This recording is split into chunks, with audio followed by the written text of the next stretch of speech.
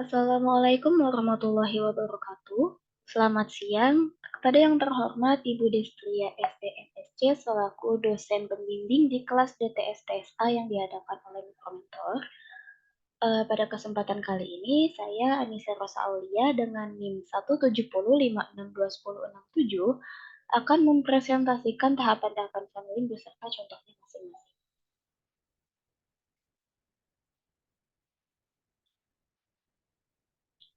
Baik, jadi sebelumnya kita akan review dulu.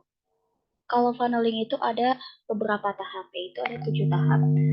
Yang pertama itu adalah tahap menarik traffic, lalu yang kedua adalah tahapan menangkap peminat, yang ketiga adalah mengelola peminat, yang keempat mengubah menjadi penjualan, tahapan yang kelima yaitu pengiriman dan tambahan, yang keenam yaitu penawaran seperti cross and upselling, dan yang ketujuh adalah meminta referensi. Selanjutnya, untuk tahapan yang pertama, yaitu menarik traffic, saya mempergunakan contoh Review Mini Course. Review Mini Course ini adalah suatu organisasi yang mengadakan beberapa pelatihan-pelatihan atau kelas-kelas online dalam beberapa tema ya, ada digital marketing, ada data analisis, dan lain sebagainya. Kebetulan saya pernah mengikuti salah satu kelas mereka. Yang pertama itu yang saya ikuti itu adalah kelas Introduction to Digital Marketing. Jadi Review ini menarik traffic atau menarik minat pelanggan dengan pertama-tama dia menggunakan free trial dulu berupa kelas gratis selama 1 minggu. Di kelas gratis tersebut mereka menjelaskan berbagai hal mengenai digital marketing secara mendasar. Dan pemanfaatan free trial ini untuk mereka yaitu adalah satu, sarana memperkenalkan brand kepada publik. Maksudnya adalah pada kesempatan tersebut mereka pergunakan untuk memperkenalkan siapa itu Review dan bagaimana sistem kelas mereka, bagaimana cara kerja mereka, dan juga menghadirkan image tentang organisasi mereka, seperti misalkan image yang mampu menghadirkan pemateri-pemateri yang mumpuni di kelasnya. Lalu selanjutnya, setelah dia memperkenalkan brand kepada publik, dia menjadikan free trial tersebut sebagai kesempatan untuk sarana promosi untuk kelas berbayar yang mereka punya. Nah, di sini ternyata Review ini nggak hanya punya kelas gratis, mereka juga punya kelas berbayar karena mereka pada dasarnya adalah organisasi profit. Di kelas yang gratis ini, setelah mereka memperkenalkan brand dan image mereka, membangun image mereka terhadap calon customer, mereka juga mengenalkan tentang kelas berbayar mereka dan apa saja perbedaannya mengikuti kelas gratis dan juga dengan kelas berbayar yang mereka punya. Secara biaya tentu ada perbedaan yang signifikan. Nah, kalau di kelas yang gratis tersebut, kita hanya diajarkan tentang hal-hal mendasarnya saja.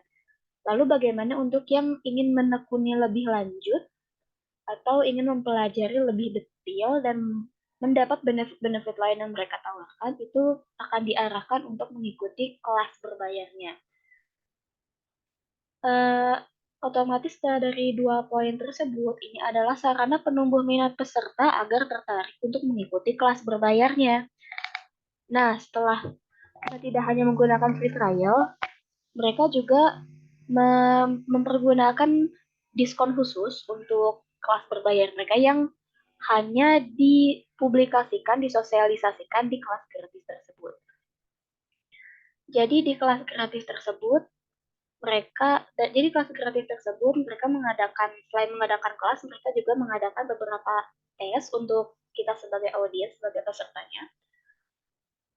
Nah, untuk dari tes-tes tersebut, ada tes yang wajib dilakukan khusus untuk orang-orang yang ingin mengikuti kelas berbayar mereka. Nah, di tes tersebut, bagi peserta-peserta yang mampu meraih skor minimum yang mereka tetapkan, itu akan diberikan diskon khusus di kelas berbayarnya. Nah, iklan ini sendiri ada di mana? Iklan yang free trial ini saya kebetulan menemukannya di sosial media seperti Instagram dan Facebook. Oke, berarti kita masuk ke tahapan selanjutnya. Nah, tahapan selanjutnya ini adalah Nah, tahapan selanjutnya ini adalah tahapan untuk menangkap peminat. Contoh yang saya gunakan ini adalah haircare dengan merek SHRD Haircare.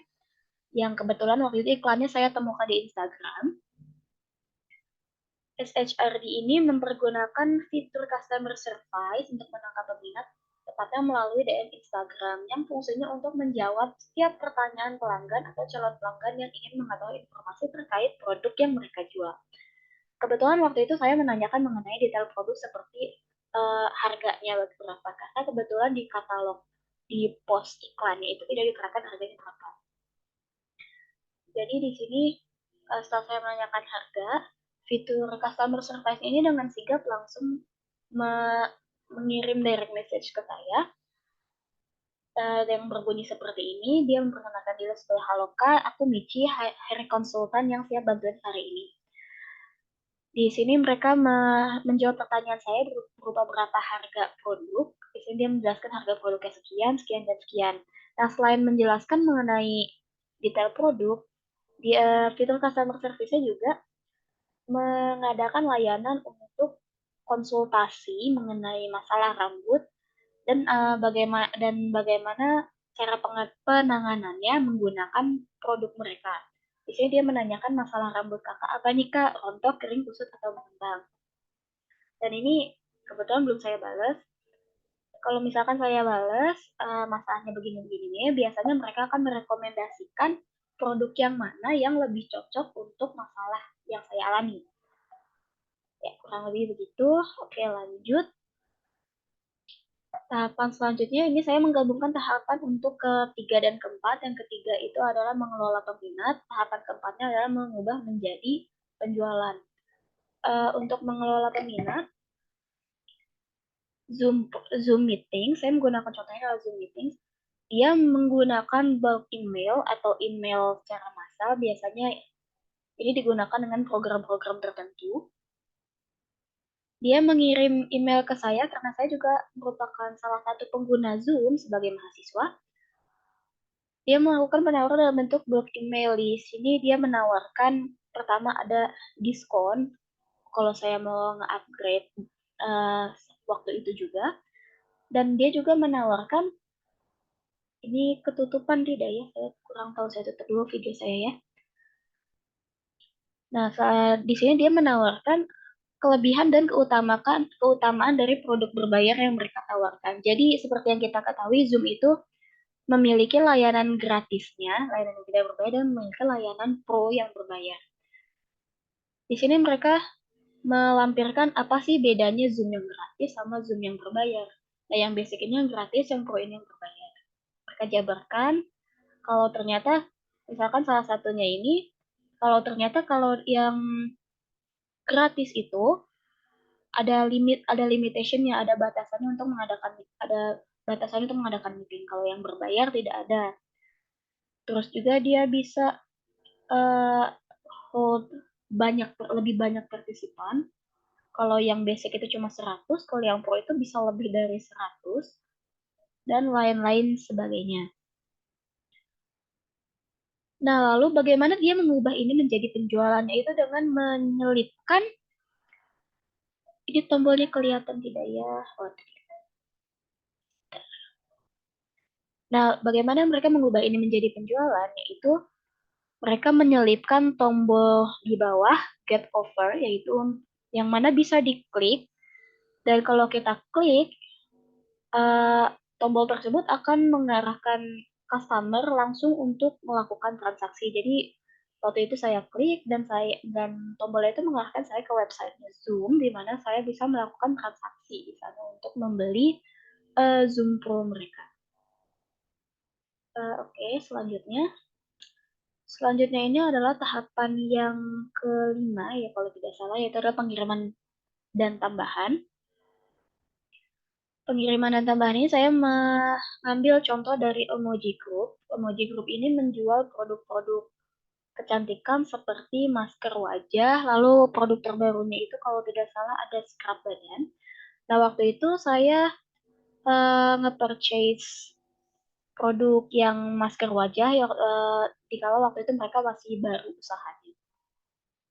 Nah, di sini bisa dilihat skemanya. Mereka melakukan after sale service dengan memastikan pesanan sampai di tangan pembeli dalam kondisi aman tentunya. Di sini bisa dilihat setelah transaksi selesai, di sini transaksi saya yang sudah selesai, langsung masuk pesan yang isinya menanyakan kepuasan saya dan juga menanyakan apakah produk tersebut sudah saya terima gitu. Ini yang poin 2 pertama, dia memastikan pesanan sampai di tangan pembeli dan juga menanyakan pendapat atau kepuasan pembeli mengenai produk. Nah, untuk hal yang ini dia menanyakan pendapat dan kepuasan pembeli mengenai produk diperjelas lagi dengan pesan selanjutnya yang tidak lagi dilakukan secara otomatis alias dilakukan oleh customer service langsung. Dia menanyakan kepada saya apakah maskernya cocok sama saya. Lalu setelah saya jawab, kebetulan saya memberi review yang positif kepada mereka, mereka membalas pesan saya dengan sebuah gimmick. Lalu gimmick ini diselipkan juga dengan penawaran, yang fungsinya adalah untuk mengarahkan pembeli agar kembali membeli produk mereka. Ini adalah yang saya stabilokan hijau ini adalah bentuk penawarannya. Dia mengingatkan saya untuk ikut even buy one get one-nya, dan dengan demikian saya akan menjadi return customer. Ini masuk ke tahapan penawaran juga sebetulnya. Fungsi penawarannya ini untuk membuat customer-nya menjadi return customer. Dan metode yang digunakan adalah menggunakan customer service yang interaktif. Jadi interaktif bukan pakai bot, bukan pakai automatic message, dia langsung individual message. Dan terakhir ditutup dengan meminta referensi. Ini termasuk ke tahapan terakhir sebetulnya. Sellernya ini meminta saya untuk memberikan review atau ulasan di toko mereka yang kebetulan transaksinya ini saya lakukan di e-commerce Shopee. Jadi dia minta penilaian atau reviewnya di Shopee. Oke, selanjutnya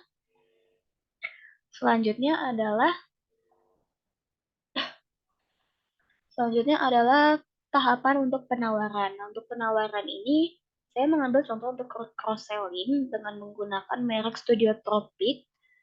Studio Tropic ini adalah brand yang menjual produk-produk kecantikan seperti skincare, ada juga make up. Nah, di sini dia melakukan cross selling. Caranya gimana? Ini melalui all shop-nya ya, melalui Shopee-nya.